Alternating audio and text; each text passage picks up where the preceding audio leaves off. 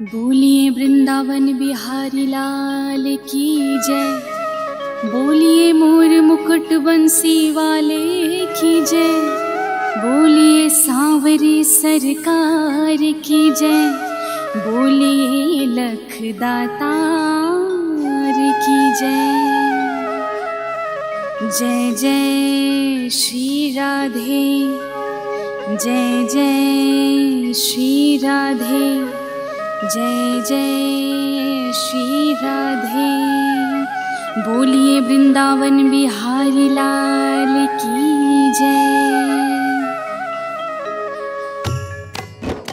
ये भजन जो मैं गाने जा रही हूँ, ये कोई भजन नहीं है, ये एक सच्ची घटना है।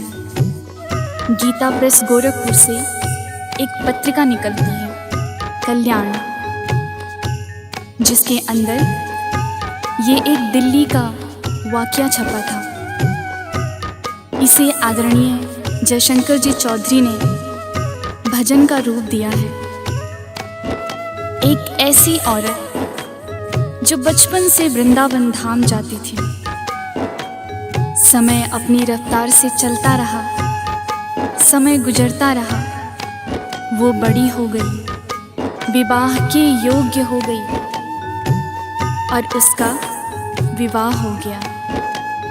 लेकिन वृंदावन धाम जाना नहीं छोड़ा। थोड़े दिनों के बाद प्रभु कृपा से बाल बच्चे हो गए, लेकिन वृंदावन धाम जाना नहीं छोड़ा। समय गुजरता गया, बच्चों की भी शादी हो गई, लेकिन वृंदावन धाम जाना नहीं छोड़ा।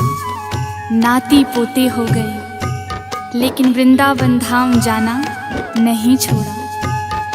लेकिन कहते हैं कि बुढ़ापा एक ऐसा कड़वा सच है जिसे हर एक इंसान को स्वीकार करना पड़ता है। उस औरत ने जब ये देखा कि अब उसका शरीर साथ नहीं देता, तो वो एक आखिरी बार वृंदावन धाम गई और वहाँ से कन्हैया की पीतल की एक सुंदर सी मूर्ति खरीद कर ले आई और बड़े प्यार से वो उसकी सेवा करने लगी। तो आइए उस औरत की जिंदगी में वो कौन सा ऐसा वाकया हुआ, कौन सी ऐसी घटना हुई, इस भजन के माध्यम से बता रही हूँ। भगत के वश में है भगवान, भगत के वश में है भगवान।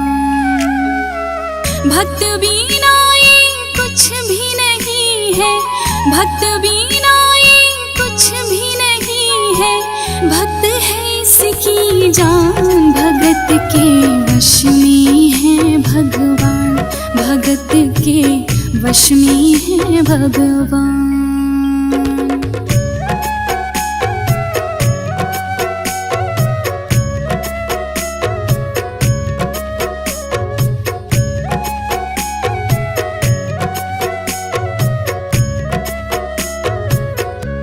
भगत मुरली वाले की रोज वृंदावन डोले।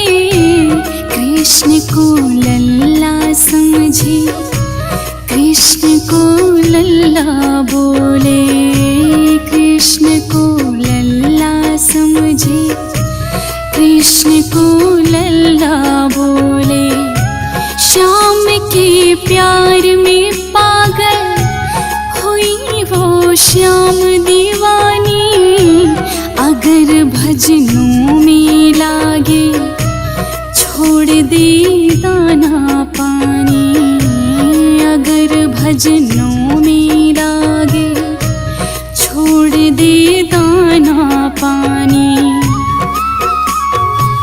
प्यार करन वो लागे उससे, प्यार करन वो लागे उससे अपने पुत्र समान। भगत के वश में है भगवान, भगत के वश में है भगवान।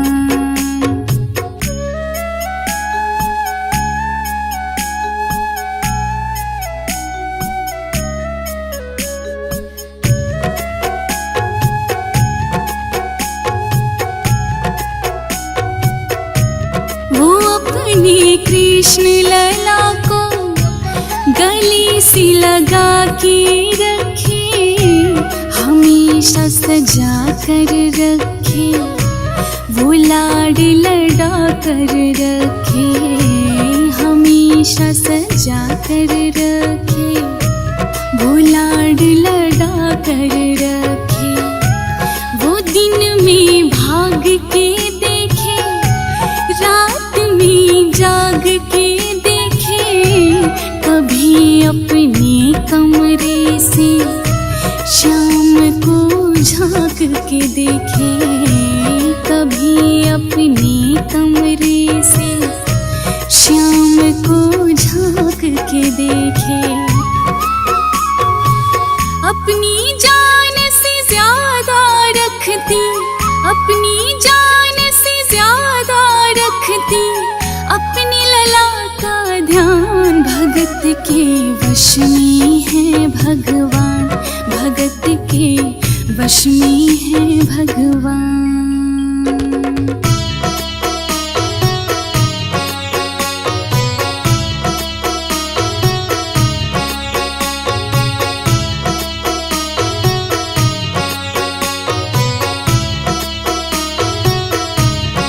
समय अपनी गति से चलता रहता है। थोड़े दिनों के बाद घर में जन्माष्टमी का त्योहार आया। उस दिन संयोगवश उस औरत की तबीयत ज़्यादा खराब थी। वो अपने बिस्तर से उठ भी नहीं पा रही थी। उसने अपनी बहू को आवाज़ दी और कहा कि बेटा, आज जन्माष्टमी है। आज मेरे कन्हैया को नहला धुलाकर, उसको चंदन का लेप लगाकर, सुंदर वस्त्र पहनाकर पालने में बिठा दो। बहू, जो कि कंप्यूटर पर कोई ज़रूरी काम कर रही थी, उसने कहा कि माँ, मैं अभी थोड़ा ज़रूरी काम कर रही हूँ, मैं 2-3 घंटे बाद तेरा जो काम है वो कर दूँगी। उस औरत ने कहा कि आज तक घर में जो भी काम होता है वो सबसे पहले मेरे कान्हा का होता है। आज मेरे कान्हा का काम करके फिर अपना काम करो।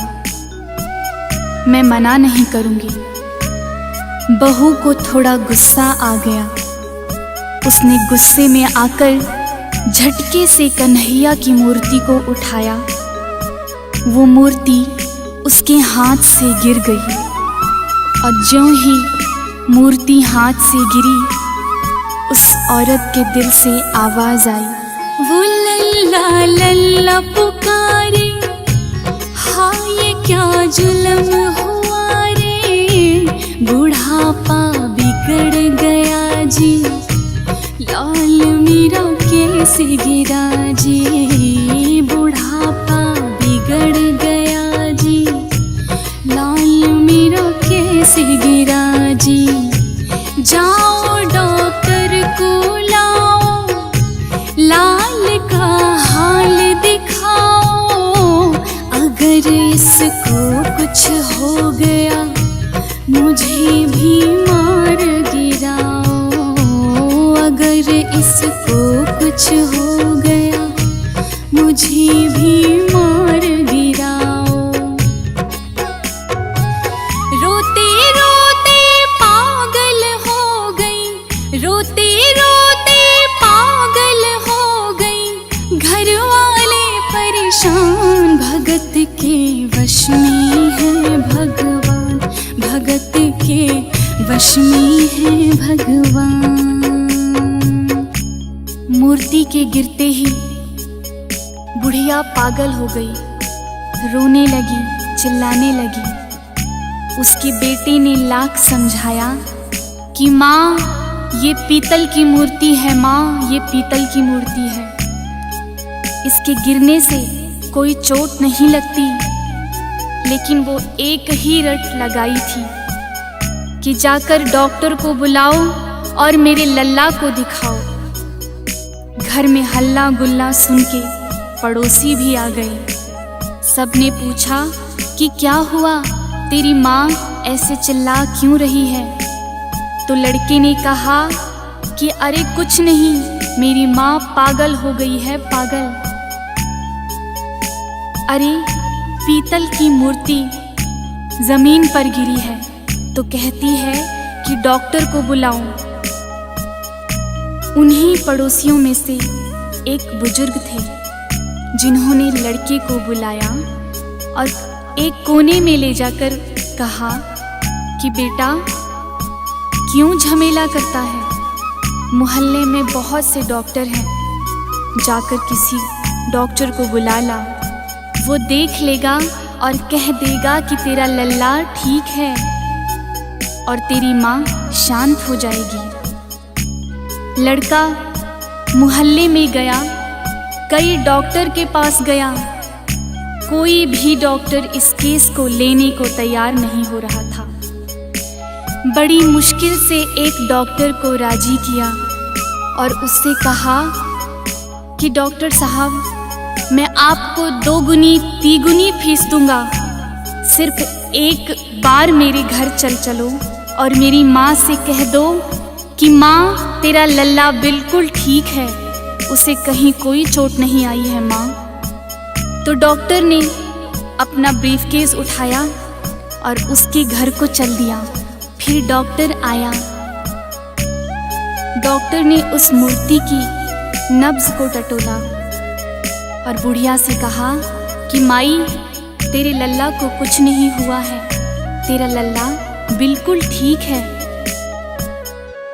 वो नब्ज टटोल के बोला कि तेरा लाल सही है, कसम खा कर कहता हूँ कोई तकलीफ नहीं है, कसम खा कर कहता हूँ कोई तकलीफ नहीं है।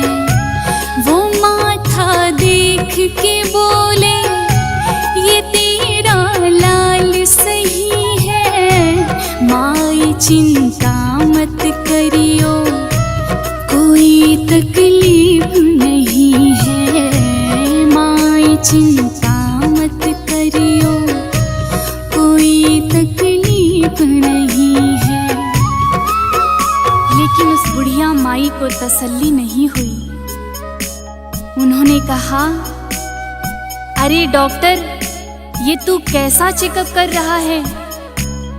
अरे अपना ब्रीफकेस खोल और उसमें से वो मशीन निकाल जो ऐसे कान में लगाकर चेक करते हैं। डॉक्टर बेचारा क्या करता, अपना आला निकाला, एक सिरे को अपने कान पर लगाया और एक कन्हैया के सीने पर लगाया।